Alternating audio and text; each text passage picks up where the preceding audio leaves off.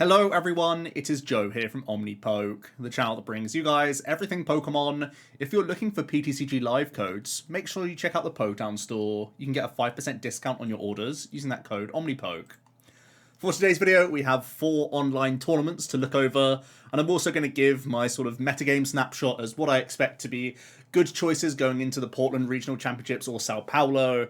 So yeah, it should be an interesting one. Just the 4 to go through today, and we are starting with the Gargalon Gauntlet, where we have an Arcdura winning, with a 10-0-1 record, not too shabby at all. So this is that sort of Shemansky binder drop box, where we have the Dura, Vulpix, and just one Drapion in this exact list, but also has those Lost Cities to help out against the Lost Zone boxes, so it is still trying to be quite frustrating to deal with.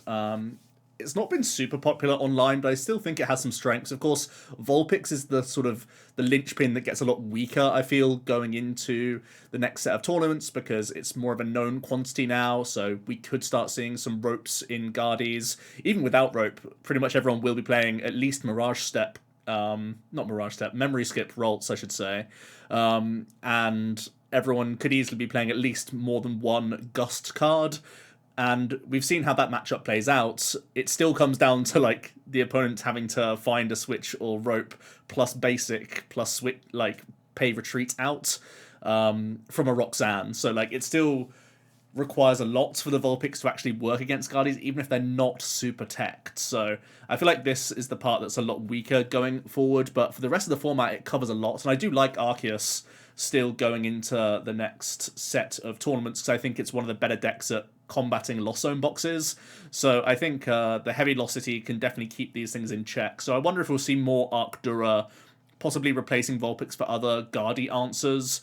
Not necessarily too sure what they are, outside of like possibly just playing more Judge and Path, like we've seen the likes of Arctina do in the past. So that's just a little thing there. This list itself, pretty streamlined, pretty simplistic. Again, keeping that same approach that we saw from Shemansky.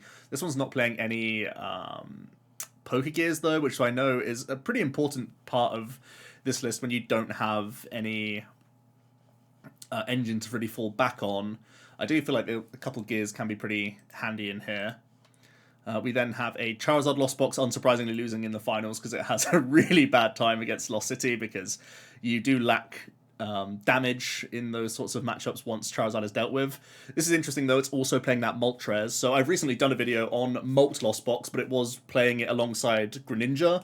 I feel like you do end up putting too many spaces into energy when you can't really convert them into draw in this deck. So it does worry me playing as high as, you know, the 9 energy that we see here, because it's just really clogging up a lot of the space. One of the big selling points of the Charizard is that you gain that space from your energy count and get to play, you know, even more Nest Balls, even more Fog Crystals, Level Ball, that sort of thing.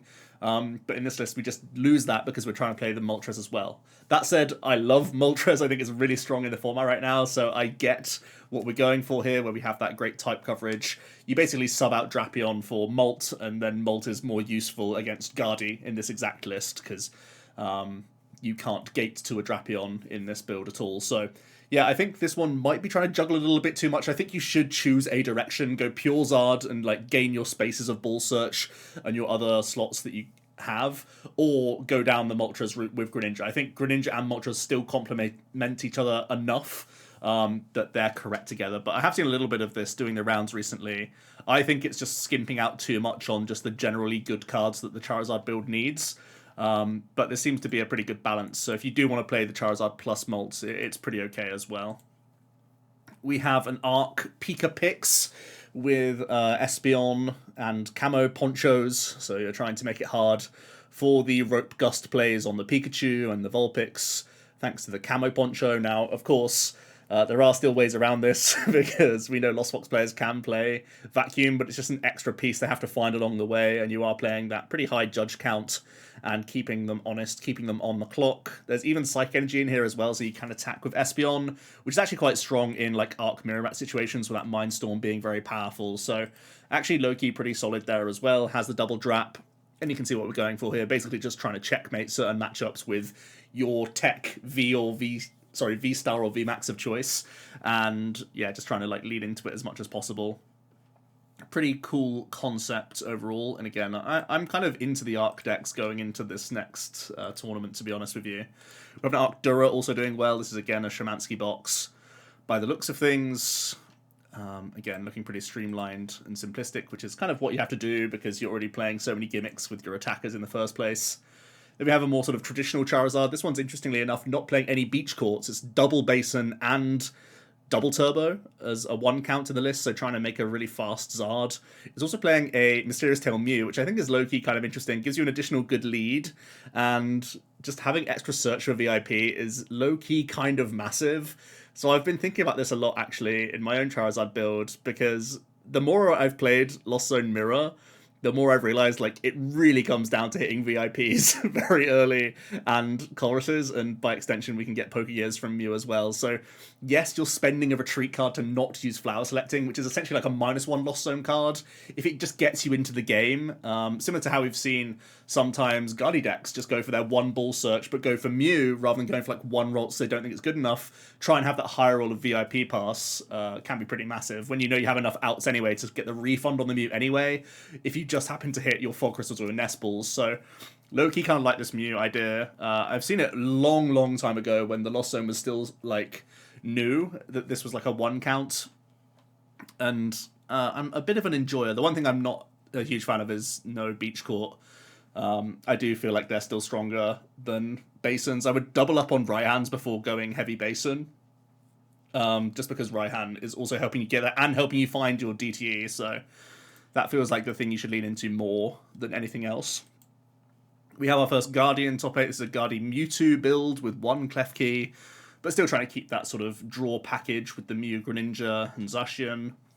The Guardy build doesn't have to play Memory Skip because it has Mewtwo that can do the Psysplosion damage through Vulpix if need be, which is something to bear in mind. You are, of course, taking away a ton of slots to play this Mewtwo, and I think the results are showing more and more that the Turbo Guardy is better, but there are still a contingent that feel like this gives you the best chance at a Lost Zone box. So if you're trying to counter the counter, you know, expecting Guardy to be popular going into the next few tournaments, Mewtwo can be pretty good at dealing with Lost Zone variants. So something I need to experiment more with. Honestly, I'm quite a simple person. I want my list to work as often as possible and just keep it as simplistic as I can, so I don't really gel with the Mewtwo too much, but I do think there are merits to it going into the next set of tournaments.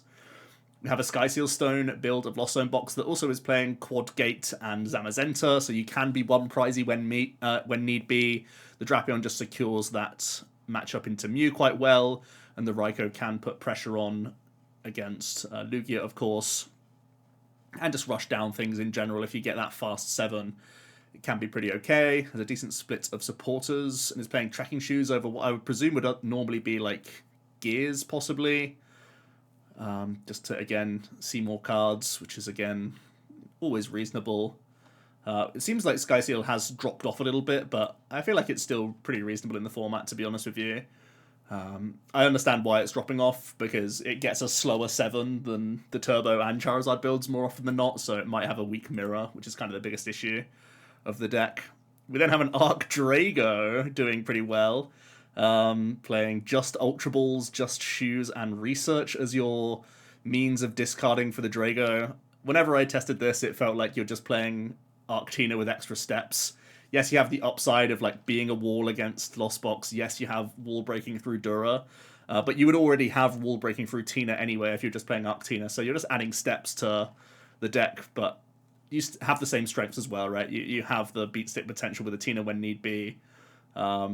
Another one of the benefits is that if you play Fire Energy, you can add Radiant Charizard in here as well to be a one-prize attacker, but this list isn't trying to go for that, so just a small thing there. It feels like you're just adding more work to your list, but hey, it seems to have done well enough to make top 8 in this occasion. We then go on to our next tournament where the winner was a Lost Zone deck, and this is the sort of Moffat-esque style list where we're mix and matching with Kyogre and Molt. Again, I did a list on this on the channel just yesterday where I strip away a ton of things from this list. I go for a higher supporter count, and I go for a higher basic energy count, and I essentially cut into like the recyclers and the gates, and I also cut Kyogre. So Kyogre is a big win condition. It can be very helpful, of course, against Mew. and it can also be very helpful against Lugia. So my build that's sort of more tempo based rather than like try and get to the bottom with Aquastorm combo, I feel is stronger against just hand disruption in general and just keeps you up in the game. And I also think Moltres does enough against Mew and does enough against Guardy that it's just better to be the thing to lean into. Because as I've tested this deck, and I've tested a lot of Kyogre in the previous format as well, I feel like the Aquastorm comes off in not enough games just because of the amount of hand disruption that is in the format. So I feel like it is sort of diminishing returns to play Kyogre when it's only really for like Lugia and some Arc builds, but I feel like just leaning into the Moltres heavier does that for you anyway, and you get to simplify your list so much and gain consistency spaces. The one thing that I like from this is the adaptation from Moffat's list is there is playing Palpad, which was like a big strange like question mark I had over their list where they played a Pokestop but had no Palpad as like recovery just in case things go wrong with Clara and such. And low-key, you really like having Moltres in your discard pile, so Pokestopping Molt into the bin so then you can Clara is actually like a pretty nice combo. So something to bear in mind. But yeah, I have tried out this. I prefer a Turbo-y approach. And I feel like a Kyogre build is better in like that Turbo Shell where you have the tempo of a Dragonite, but then also have a late game Kyogre. But that's from my experimentation. We have Cashman doing well with Arctina, a very simplistic build, which I pretty much a fan of, actually. We'll look at the metagame analysis in a moment, but I low-key really like Arctina going into the next tournament. This is a very streamlined Pokemon lineup. I suppose you're allowed to drop Radgardy now that you're not expecting much Tina Mirror, potentially. Although it can still be helpful against Mew and, Lugia as well, but still, I suppose your win condition against Lugia more so relies on the Judge Path element of the deck. And making space for the shoes is definitely something I approve of because I think this deck has sus turn ones. So just giving yourself extra percentages is really nice. So yeah, pretty solid list there from Cash. We have Intel Urshi still sticking around, still being a deck in the format. This is definitely a metagame dependent deck, as we know. So if you want to just spin that wheel, if you feel like you got a good finger on the pulse of what you expect to turn up at the tournament, it can be pretty good. We'll look at its matchups and what it has to dodge later on. But this seems to be a pretty streamlined list at this point. Not playing any VIPs is something that I'm not really a big fan of.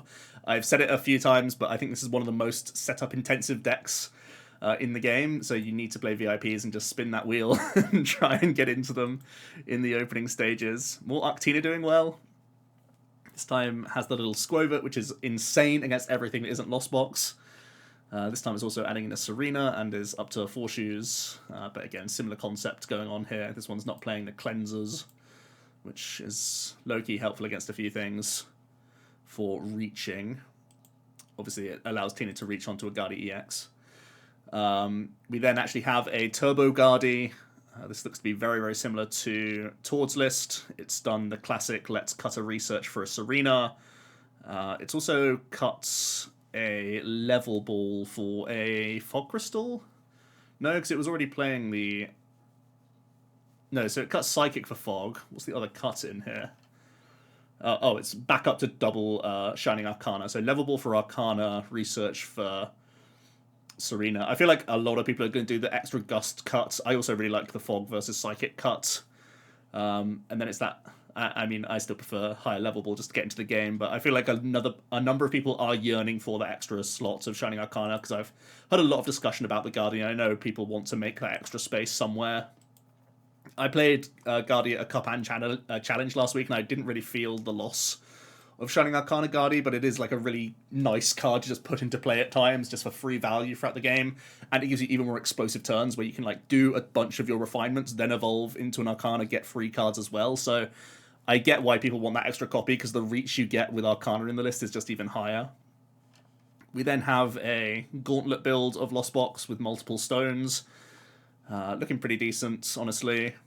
I get the concept, right? You need Sky just to secure like the Mew matchup a lot more. But this list isn't playing like Arven or Raihan, and I feel like that's really helpful when you're playing these stones to try and make them come off a little bit better, especially the Sky build, right? You want to have at least a Raihan or Arven to try and make that happen. Small thing there.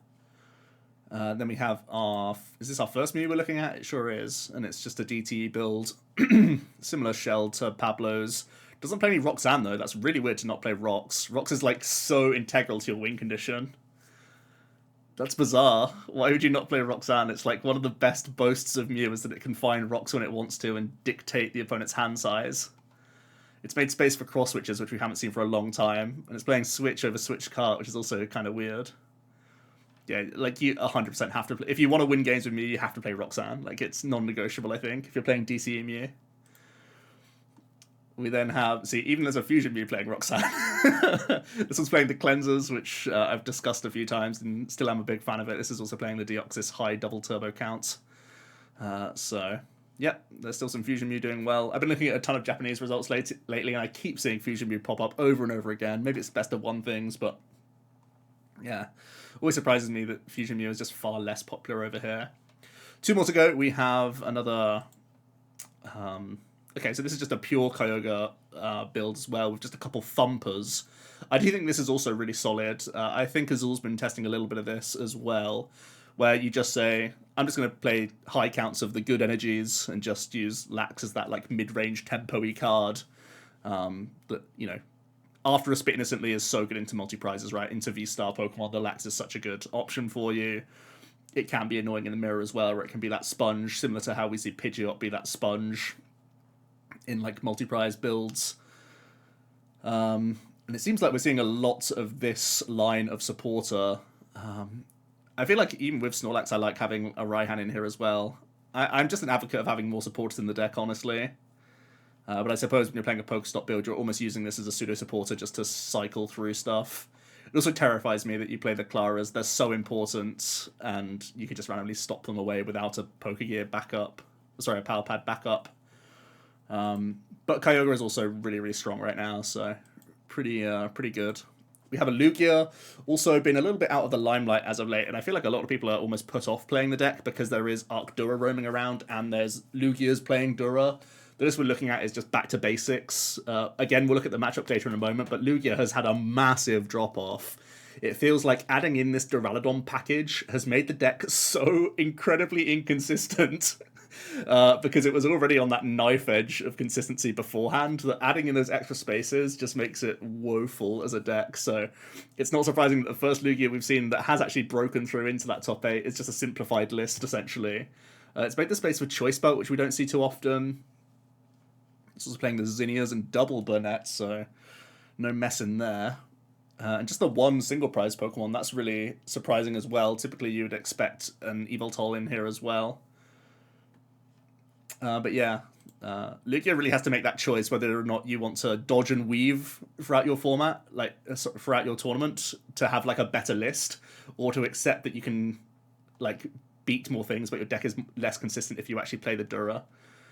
We have a Miraidon Flaffy box going on with the double stones in here as well, so you can try and have big Raichu up trade turns. This list is like obviously just terrible into Lost Box, but good enough against the rest. Basically, that's the best way to put the Miraidon Flaffies, right?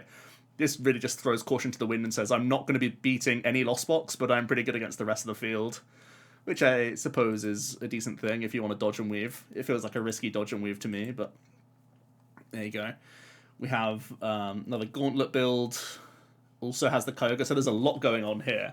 I don't understand playing Kyogre and Drapion, because they definitely cross paths like so much. I feel like some of the strengths of Kyogre is that you're securing your Mew and you're really good into Lugia. I think that's what Sky Seal Stone is also trying to do. So I feel like you're stepping on too many toes here. You also only play 10 energy, and you need 8 to be in circulation to get full value Aqua Storm, so feels like you're just juggling too much by trying to like have a little slice of everything, and I feel like you're just watering down everything good about the deck. Then we have another Lugia. This one is playing the 1/1 Dura, so they have continued to squeak through. This one's playing Penny over Thornton. I think Thornton is far, far stronger in this deck when you're playing the thin line here. And it just lets you double tap onto your like best attackers in the matchups, right? I feel like Thornton was very powerful whenever I was playing this. Over the Penny. We have a Goodra, which is also falling off a little bit. I feel like the meta's getting more difficult for Goodra with the introduction of Dura into a number of Lugia lists and just more Guardy coming out of the woodwork, I think that's actually also quite a difficult matchup for Gu at times. Yes, you can try and like pounce on them with early pressure. And this one's actually playing the Sableye, so maybe that's also helping your time against Guardy a little bit by having even more like Lost Zone single prize pressure. So that's interesting as a development. What are we cutting, really? Just one Melanie makes me so sad inside. It really, really makes your Rolling Iron so much substantially worse. Oh, my days. I suppose if you're saying that you want to play Sableye, that you're just telling yourself that you're trying to fuel that Lost Zone more and more than ever before. But then it also doesn't make sense to play Cave if you're doing that, right? Because if you're saying you want to get to 10 as fast as possible, you should just play the extra Beach Court and the extra Switch card. So, like, you've cut into your Lost Zone outs and then lent more into it. It's such a weird, like, mental gymnastics thing that they've done. They've made their Lost Zone more important and then committed less into it. We then have a Kyogre build that's also playing Drapion. There's no reason to play Drap and Kyogre. There's literally no reason to play both. One covers the matchup. Just choose. It's so simple. Just choose. Literally a free space. Unbelievable. And then we have a Turbo Guardy. This is just copy pasta Tord, and I cannot argue. It is a very good list. Although I would definitely play 2 Gust, because it always felt important whenever I played it over the weekend. Then we have the Late Night, which is the largest tournament that we're going to look at, and also, I think it's the most recent one. But also I feel like this is the sort of flagship online event still. So we are going to have a look at the metagame before the top 8. So the most popular deck was Guardy, then Lost Zone, followed by Mew, Goo, and Lugia. So that's the top 5 in terms of popularity, which doesn't surprise me too much. A little bit surprised by Goodra, because I do think Goodra is kind of weak into Guardy, kind of weak into Mew, and kind of weak into like at least half the Lugias, right? If we assume half the Lugias are Dura-based, I feel like you're weak into 3 of the top 5, which makes Goodra far less well-placed than it was at the EUIC. So just a small thing to bear in mind there. And then sort of also in that mix of popularity is Charizard builds of Lost Box, which I'm really glad we're differentiating those two, especially when we get onto the stats in a moment. Tina Lost Box is also in and around an Arc Tina, followed by Miraidon and Mewtwo, and then it gets to the really low percentage played stuff after that. So really interesting to see the popularity of things and how things are shaping up from the EUIC. And I wouldn't expect it to be too different, honestly, in terms of popularity looking down here. So something to bear in mind. So we look at the standings. It was won by Lost Zone Box. And this is, again, that mix and match approach with the Molt Kyogre. It looks like a lot of people are liking Moffat's list. I've already talked pretty thoroughly about my opinions on it. We have an Arc Pika in second place with Dura, Bibs, Squovit. So cutting out the Tina part of the deck, I suppose. And just going heavy Judge path, obviously very solid as well. This is kind of low-key a win con against Guardy, right?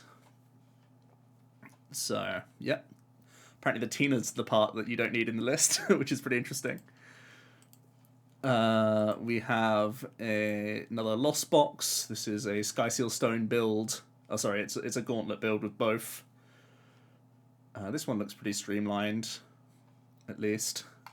Still playing no Raihan. I always feel like playing no Raihan is so strange when you play Sky and Forest. I would definitely, I would 100% cut a gate for a Raihan like straight away.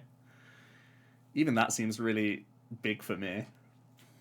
So strange. And also, I'm always scared when we're starting to see cuts of like ball search cards. They are also like so integral just for getting into the game. And I've played enough Lost Zone at this point to know that you don't get into every single game with that deck. We have a Turbo build. This one is playing Champs Fests and triple Arcana Guardy. So really leaning heavily into big brain waves for your up trades, which is certainly reasonable. I feel like if you are going to lean into it, I don't feel like you ever need 3. I think 2 surely has to be the highest end you have to go on this. Because you already have Miriam. Like, I would just play a second copy of Miriam over third copy of this straight away. Because you really can't commit that many Arcana to the board, right? Because if your opponent ever plays one hit KO potential and they target an EX when you only have other stuff in play, and you haven't fully... Like, all it does is it makes you fully commit your Psychic Embrace to one Pokemon like every turn, just in case they Gust KO your EX, because you've already commit your Curlias into Guardies, which is also like so awkward. This is playing Quad Candy though, so it's really just trying to get out there as quickly as possible, and Mirage Step. So it's trying to make that board of like 5 to 6 Guardies is the board, which is pretty wild as a concept. A ton of Ball Search as well to supplement that. That's at least something I like about the list. I do feel like 3 Arcana is still high, but the impetus is there of just saying I'm going candying, and I'm also going to try and Mirage Step and just get as many Guardies into play as possible. Cool concept. We have another Guardie. This one looks Tord-like to me. Yeah. Again, continuing to do well. No surprise there. Still a very strong list. We have some Mews in top 8. This one is a DTE-based build of Mew. Looking very Pablo-esque, but with the extra Forest Sealstone, also doing the cleansing flip-flop, which I'm a fan of. Yeah, looking pretty good all around. Mew's still pretty solid in the format for sure. No doubt there that it's still doing bits. This one is playing a Penny as a potential Lost Box counter card. It's playing Power Pad as well, so it can really be annoying for Lost Box. Even playing Lost City, which can be annoying for Charizard builds of Lost Box, for certain. So yeah, a few adaptations with this one. It's playing Silene as well, which you don't always see anymore, but I'm still kind of low-key in favour of it. And then we have a Tina, also in top 8. This is... Okay, why? I've seen this before. Why on earth? What on earth is the reason to play a 3-2 line of Giratina V-Star? Look how many more outs you have to your Giratina. It's so strange. Like, shredding isn't that important that you need to play 3-2. You need to flip-flop it, if anything, just for outs. It's so strange. I think 2-2 plus Ultra Ball is better, and I think 2-3 is better. It's such a strange choice. It's also playing Double Temple, which I'm not sure is correct with the lack of Lugia that we're seeing, but I suppose it is still a top 5 in terms of popularity, so maybe it's still worth it, because this is obviously to try and get around V-Guard energies and gifts. Right. Yeah, I can't say I'm on board with this count at all. The rest all is fine. Pretty high on the old energy count there as well, but not too shabby. Actually, really high alongside the extra recycler. I feel like if you're playing 12, you can easily get away with 1 recycler, or you just play 11 because you're playing double. I feel like you don't need 14 slots just towards these energy cards. Feels kind of cloggers, honestly. But yeah, that is the top 8s. I'm always cynical of deck lists, but I'm not trying to do it to be mean. I'm doing it to my preferences and my testing and all that other stuff. But anyway, let me try and get this to fit on the screen a little bit. There we go. That's a lot better. We have the Trainer Hill matchup data, and I've set this to after the EUIC. So this date range should mean that we're looking at sort of more refined, better deck lists. So it should be a better picture of how these matchups go. And just looking at the sort of front runners in terms of popularity, we've seen that Guardi has really picked up in popularity. Obvious reasons. It's a super fun deck to play, and it was piloted by Tord to a really high placement at the EUIC. So we've got Tord believers, we've got people who just want to draw cards and trade, essentially.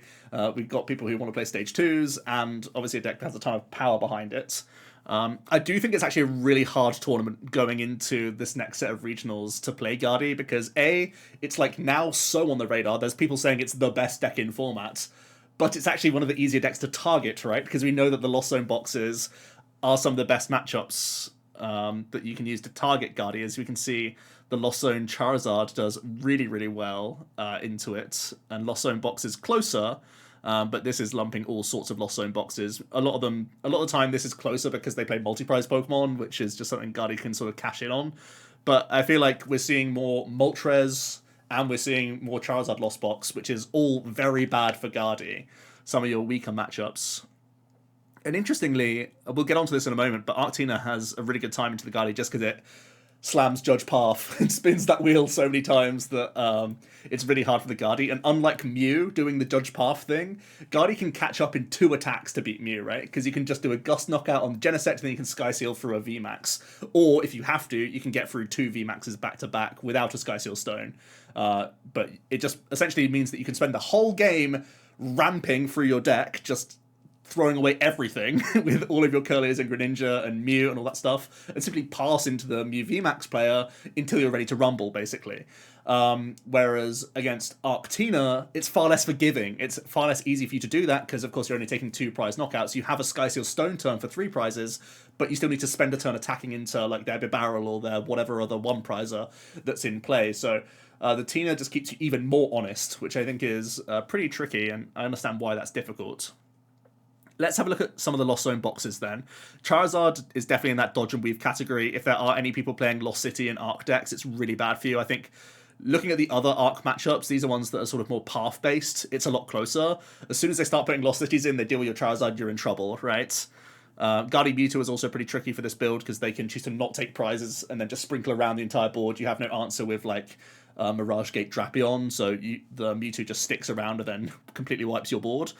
And you're also very bad into Urshi Intel by the looks of things. Although Lost Box Charizard can play Miltank, which does make it a lot more difficult for the Urshi Intel. They still can do things, because they can try and like Alakazam and ping you and stuff like that.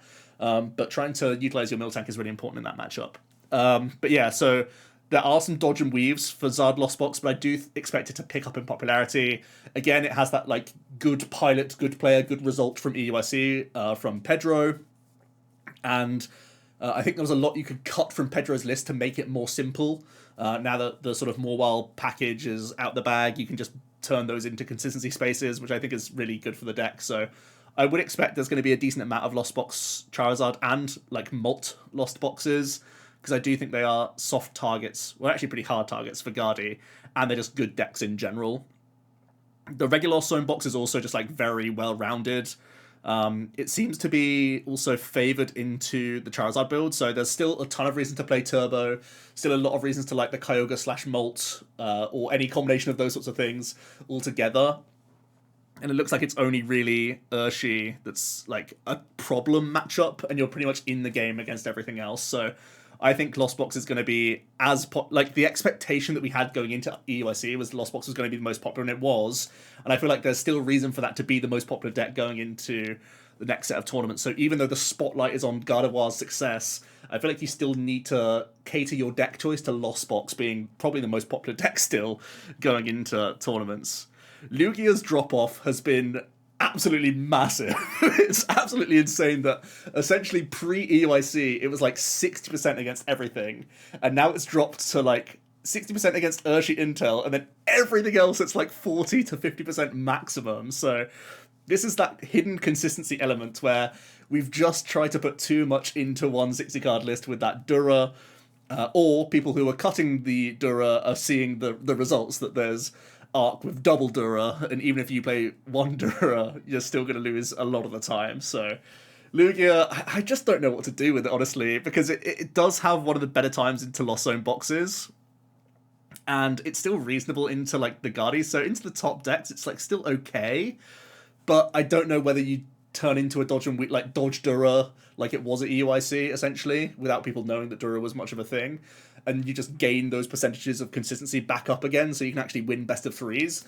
Or you just say, well, I got to play the Duraludon, it's too good into Goo and too good into any Duraludon that I face or Mirror that I face, that I still play it, and I just know that my deck is inherently like a pile of cards. So I'm really at a loss for Lugia. I think it's a hard tournament to play Lugia, to be honest with you. I don't think it's that strong.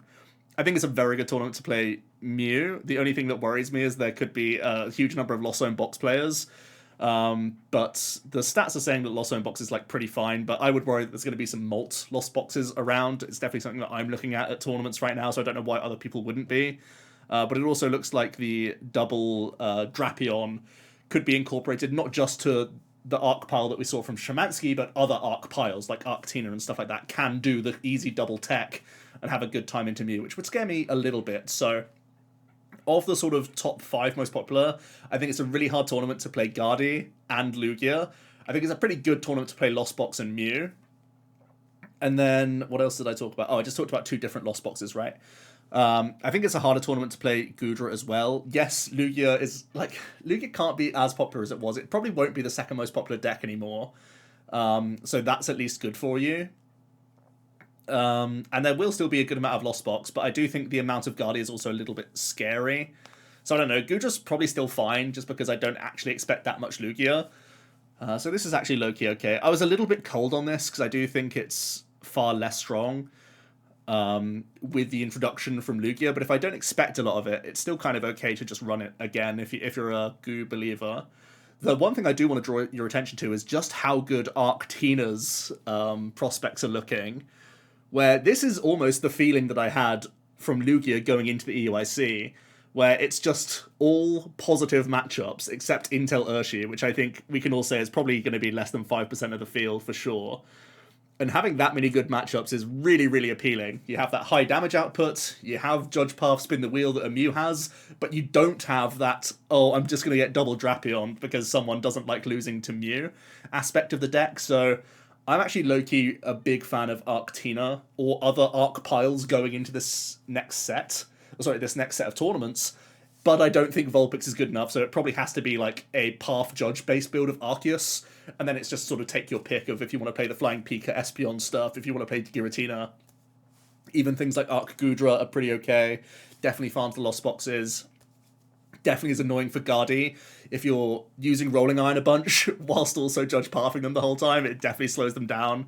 So I think some Arc piles are still going to do really well. Like, it was a surprise that it did, that it won the EUIC, of course, and it was great intuition and deck building and metagaming from Alex the first time around, but I do think the inherent strengths of Arc are still definitely there and apparent going into the next set of tournaments that we go into, where you have the consistency of Starbirth and a ton of Ball Search cards just to get into the game.